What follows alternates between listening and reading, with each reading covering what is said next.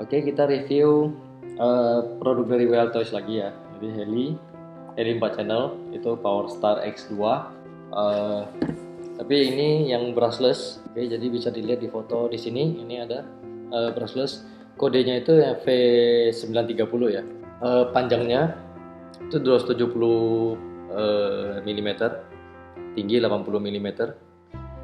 Berat kurang lebih 46 gram. Baling-balingnya, panjang baling-baling kalau dibentang itu 245 mm. Rotor blade 37 mm. Baterai menggunakan baterai 3,7 volt atau 1 sel 450 mAh. Terus flight time diklaim di sini bisa 5 sampai 7 menit. Main motor itu brushless, amatir motor yaitu coreless. Remote sudah menggunakan remote 2,4 GHz ya. Di sini juga bagian belakangnya. Oke, ini function fitur-fiturnya ya, fungsinya bisa naik turun, kiri kanan, serong kiri, serong kanan. Ini harganya 960.000. Coba kita lihat apa dalamnya. Manual ya. Terus ada ini helinya, kanopi. Ada baterai baterai 450 mAh. Chargernya ya, charger untuk 2, kabel untuk charger, spare part, baling-baling sama tail blade sama main gear, terus ada tools sama remote controlnya. Oke. Langsung kita bedakan aja sama yang Powerstar 2. Jadi ini Powerstar 2, ini Powerstar X2. Ini dari panjang juga sudah ada bedanya ya. Jadi ini panjangnya 240, yang ini panjangnya 270 tadi ya. Jadi kita baca. Jadi ini lebih panjang, tail boomnya aja. Kalau di mainframe-nya juga beda, karena ini menggunakan motor brushless ya. Jadi motornya brushless, ekornya tetap motor cordless. Terus sama juga menggunakan 2 servo, servonya sama ya. Main gearnya juga sama. Kalau dilihat di gyronya juga sama ya. Cuma bedanya yang ini di bawahnya ada satu lagi ESC. Jadi ESC terpisah, ini khusus untuk motor brushless-nya. Jadi ESC untuk tail motor itu di depan ya. Jadi kalau kita lihat di sini ada slot yang ini itu di sebelah sana atau di 930 tidak digunakan. Ini sebenarnya slotnya untuk slot motor ya, atau ESC motor. Karena ini menggunakan ESC brushless, jadi dia ESC-nya terpisah, ada sendiri. Jadi slot ini enggak terpakai. Oke, jadi ini bentuknya.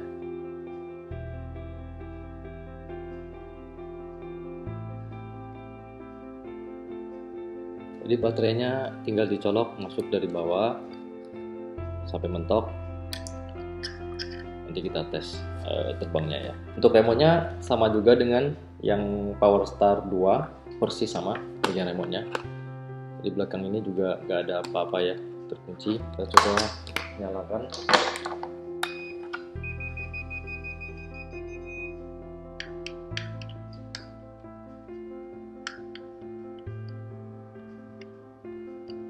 Jadi sama ini untuk tombol trimming ya. Jika helinya condong ke depan, kita tinggal tekan ke belakang sampai dia kurang lebih level. Ini juga, ini trimming, nah, trimming kiri kanan. Kalau ini trimming, kalau ekornya itu muter kiri atau muter kanan. Ini trimming to throttle, sebenarnya nggak perlu dipakai, kita setel altitude atau ketinggian di sini ya. Jadi menu-menunya itu aja. Yang ini sepertinya nggak ada fungsinya. Jadi kita pilih mode 2 ya. Di sini di manualnya itu ada spare partnya, nama-nama spare part ya. Nama-nama spare partnya apa. Jika nanti crash membutuhkan spare part, bisa dilihat di manualnya. Dia itu lumayan lentur ya, blade-nya juga. Yang harus dipastikan itu suatu kalau mau crash, dimana kadang-kadang kita lagi terbang, apalagi pemula ya, pada saat sepertinya sudah lost control, nggak bisa dikontrol lagi, maka tinggal turunkan throttle aja, biar dia jatuh dari ketinggian tanpa ada putaran. Itu lebih aman daripada dia jatuh dari ketinggian terus di bawahnya itu masih ada putaran. Oke, jadi di bawahnya itu kebentur tapi tetap muter terus. Nah, itu yang bisa mengakibatkan rusaknya bagian spare partnya itu, karena dia lentur ya semuanya ya, bisa dilihat.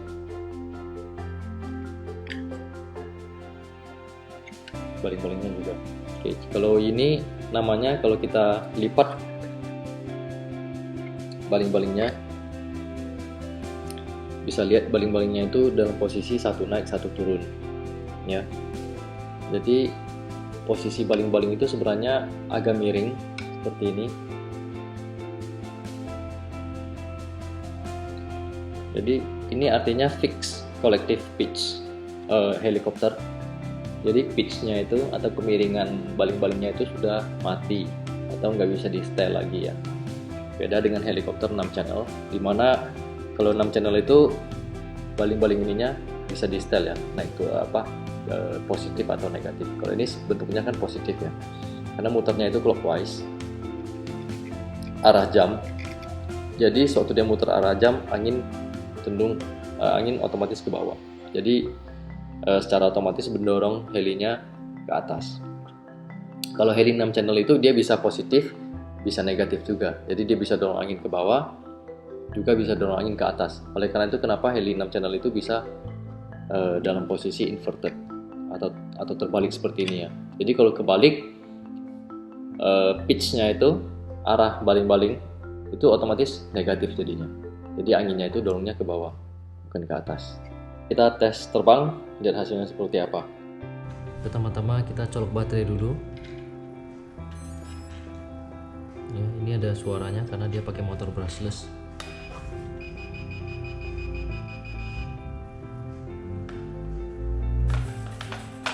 Oke, kita bisa cek, bisa lihat swasnya itu kelihatannya lurus ya, kelihatan. Tapi nanti kalau umpamanya dia condong maju ke depan atau mundur ke belakang, nanti kita bisa setel. Untuk kiri kanan juga sepertinya lumayan lurus. Kita tes terbang ya.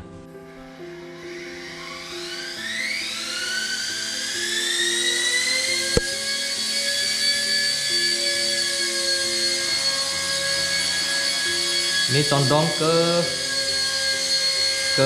kiri sama maju ke depan ya. Saya coba trimming dulu.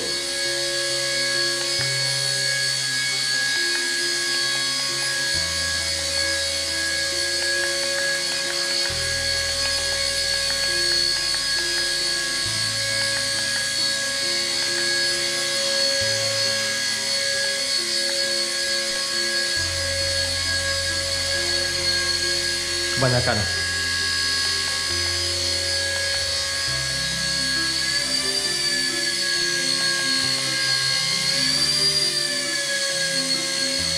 Oke, maju sedikit lagi.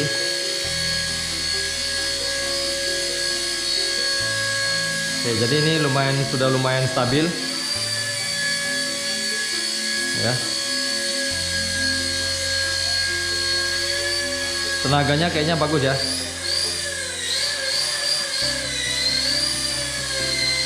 Kita tes lagi tenaga punch-nya. Ini belum full ya padahal ya.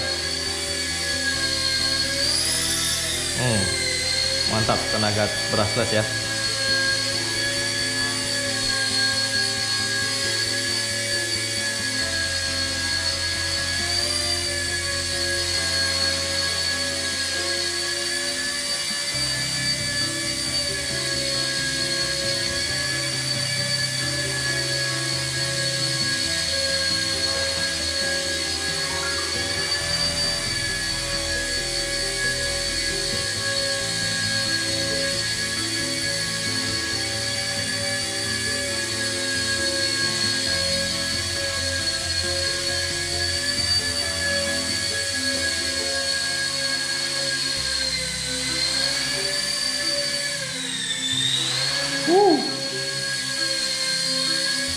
Oke, kita mau coba yang tadi hover itu ya. Ini hover, nggak ada suaranya. Oke, kayaknya nggak ada berfungsi yang tombol ini, tombol sebelah kanan.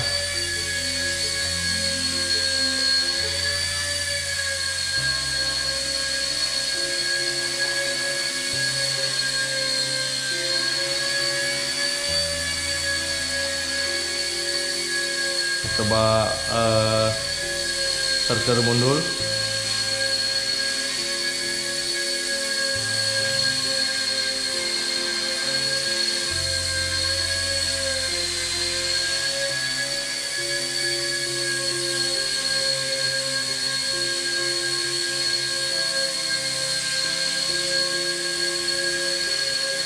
lumayan stabil ya.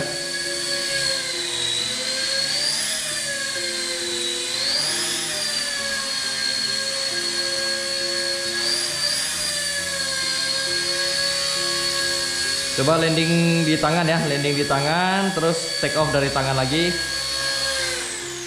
Oke, gampang. Take off lagi dari tangan.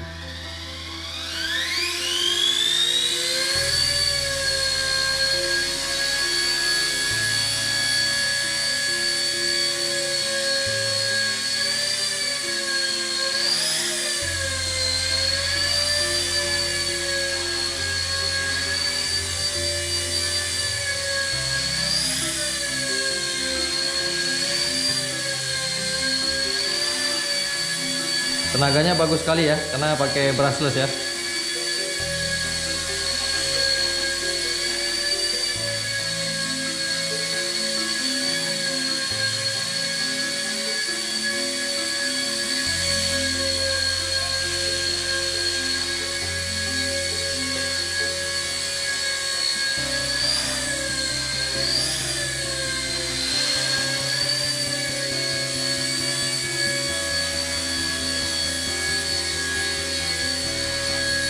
Tuh perbandingan antara Powerstar 2 sama Heli Goblin 580 sama dengan Heli KDS 7,2 ya, Agil. Itu perbedaannya nggak jauh-jauh beda ya ukurannya.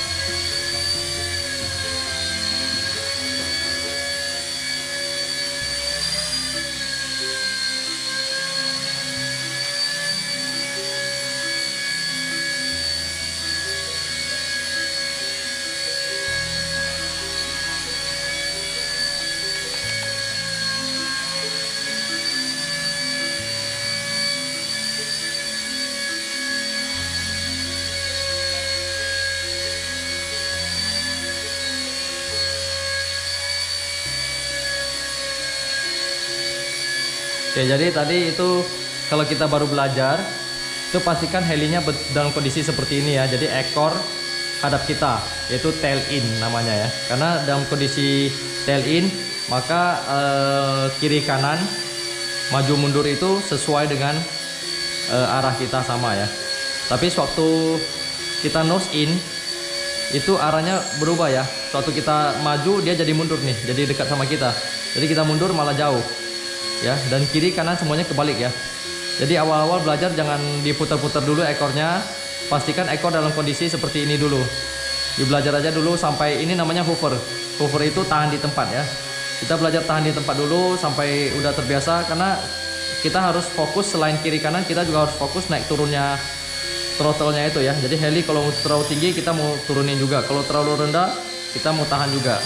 Nah di sini gasnya tinggal dimainin aja, sesuaikan, cari di mana pasnya. Nah, oke. Nah, ini cenderung naik terus, kita lepaskan sedikit. Ambil lagi titik tengahnya.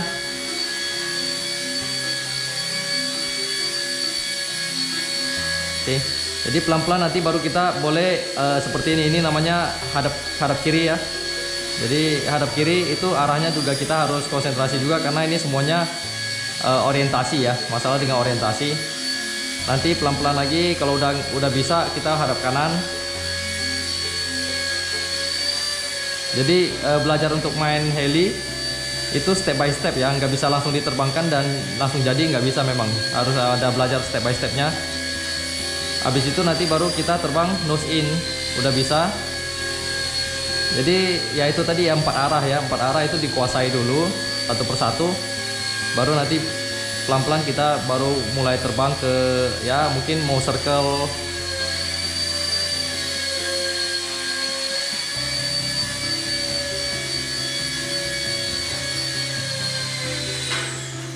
Oke, baterai habis. Baterai habis.